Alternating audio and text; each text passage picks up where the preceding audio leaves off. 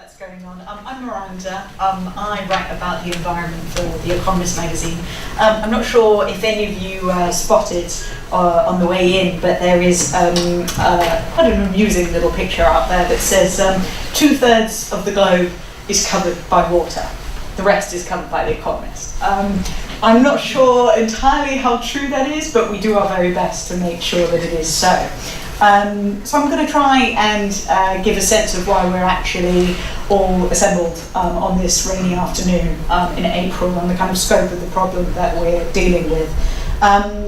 The ocean is so vast that the statistics and the figures that I could sort of pull out to try and quantify that are quite dizzying themselves, but there are a few striking ones. As well as covering 2/3 of the globe, the ocean produces almost half the oxygen we use to breathe. It is the single largest ecosystem. By 2050, if things continue as they are, there will be more plastic in the ocean than fish, which is obviously not a good sign. We aren't treating our most important common resource well, and this is partly because we're raiding it for its scaly inhabitants to an unsustainable extent. Overall, 87% of the world's marine fish stocks are either fully exploited, overexploited, or depleted, and there are obviously kind of slightly different definitions on those terms. But what does that mean in practice? Well, in practice, for one thing, boats need twice as much energy to catch a ton of fish today as they did 6 decades ago. Things have been depleted to that extent. The global annual average catch of marine fisheries is about 80 million tonnes. Nearly 10 million of those are from the high seas. These are areas beyond the jurisdiction of national borders. Because countries within 200 miles of their coasts maintain an exclusive economic zone where they have jurisdiction over fishing. The high seas are a free-for-all, and they're of particular concern to me, and they're a free-for-all that has gotten worse in recent decades. Why is that? We're actually better at getting out there than we used to be. The technology to chug out that far was lacking, but we're better at building boats now.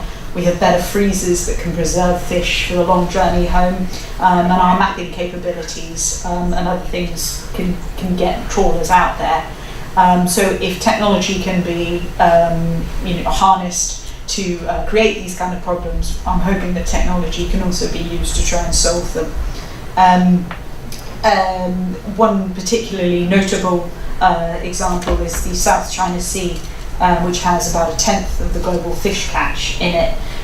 But coastal fisheries there have just 5 to 30% of the stocks they did back in the 1950s. Things like this also mean that it's now more worthwhile for people to bother chugging out to the high seas in order to catch fish.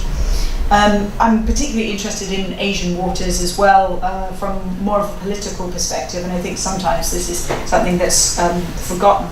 On April the 5th, Indonesia's Maritime Affairs Minister watched several different live feeds as 23 Malaysian and Vietnamese trawlers, which were seized for illegal fishing in Indonesian waters, were actually blown to smithereens. And this is to try and send quite a stark message internationally that illegal fishing will not be tolerated. This kind of action obviously stokes tensions, and the country that perhaps causes most of a rift with its neighbours over fishing rights is China, which seeks to defend traditional Chinese fishing grounds, which other countries contest. Chinese fish consumption per person is about twice the global average. And aquaculture has met much of that demand, but China's wild catch also dwarfs that of other countries. It was 13.9 million tonnes in 2012, compared with 5.4 million for Indonesia, 5.1 million for America, and 3.6 million for Japan. I'm sure many of you have heard of disputes over the uninhabited Senkaku or Diaoyu Islands in the East China Sea. I'm not sure, perhaps as many of you realise, that the really serious rise in tension over those particular islands between China and Japan actually dates back to September 2010, when a Chinese trawler was apprehended there for illegal fishing, and it rammed a Japanese Coast Guard vessel. So we can see how actually the issue of fishing is incredibly important on a political side as well as an environmental side. What can we do about this? Hopefully there are going to be some answers that come together this weekend. Other things, a global register of fishing vessels would help enormously. It's been long under discussion, these things take a while, but it could help identify boats that are in waters that they shouldn't be. Marine protected areas are another thing that can help. They create zones in which fishing is either limited or banned to help stocks recover from over-exploitation.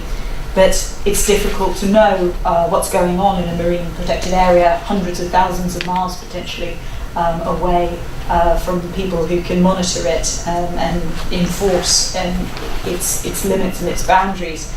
This is another area where technology can help. I've been talking to an interesting company in San Francisco called Sails Drone, who essentially make carbon fiber sailing robots that can take photographs of their surroundings, can also conduct measurements of things like ocean temperature, ocean chemistry, to see whether surrounding water is indeed becoming more acidic, as we worry about. A small sailing drone is not going to take on an illegal fishing trawler, but perhaps if people were more aware that actually they could get spotted being somewhere that they shouldn't be, that in itself would act as a deterrent. Considering NPAs themselves, delineating them is all well and good, but essentially the things that we worry about, as I mentioned, ocean acidification, rising ocean temperature, which of course has been in the news a lot in recent days because of the effects that ocean temperature with El Nino are having on coral systems. These are things that we need better data on, because the ocean is so vast that obviously things that affect one area, the rates of change are vastly different around the world. So that's something, again, perhaps we could enhance technological capability to get a better sense of mapping where those changes are taking place and where the rates of change are greatest. So I'm very excited that we are hosting Fishackathon this weekend. I'm really expecting to be quite impressed by things that come out from your work on Sunday. I'll be back then and helping with some of the judging. But I wanted to wish everybody best of luck and looking forward to seeing what you come up with.